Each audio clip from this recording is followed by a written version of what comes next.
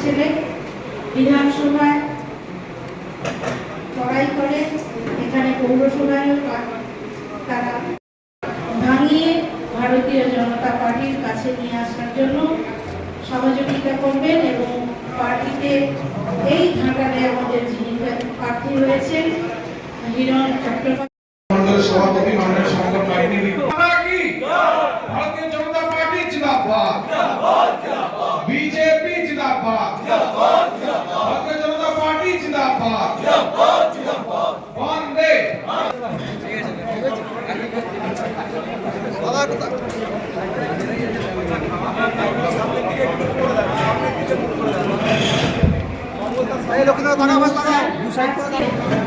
মোদীজির যে কর্মযোগ্য তাতে অনুপ্রাণিত হয়ে যারা আজকে ভারতীয় জনতা পার্টির ছত্রছায়ায় এলেন তাদের সকলকে আমি আন্তরিকভাবে শুভেচ্ছা জানাই।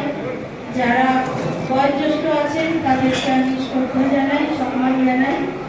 আপনাদের মধ্য দিয়ে আগামী দিনে এই এলাকার সমস্ত মানুষ যারা এখনো ভুল বুঝে আমাদের পার্টির বাইরে আছে, কর্মীরাও এসেছেন।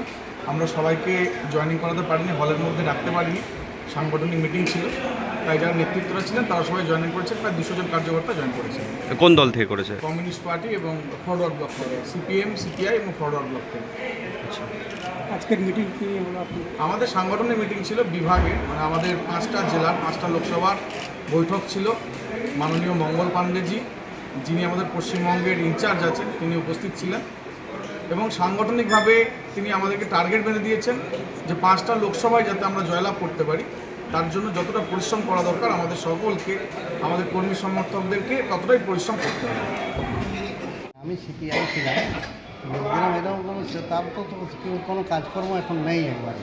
হ্যাঁ, এখন ভোটে শুধু জেতার জন্য নানা রকমভাবে তারা এখন করছে, দাঁড়াচ্ছে, করছে, ঘোরা করে যাচ্ছে, কিন্তু এই দলের এখন আর সেরকমভাবে খুব একটা নেই আর কি, কর্মসূচি মানে সেরকম অস্তিত্বও নেই আর কি। হ্যাঁ, যার জন্য আমরা এই ভারতীয় জনতা পার্টিতে আসছি, যে একটা ভারতের একটা বৃহত্তম দল, অথবা এই দলে গেলে দেশের উন্নয়ন এবং দেশের উন্নতি হবে, এটাই আমরা মনে করে এখানে এসেছি। কি নাম আপনার? আমার নাম মঙ্গল মাহালি।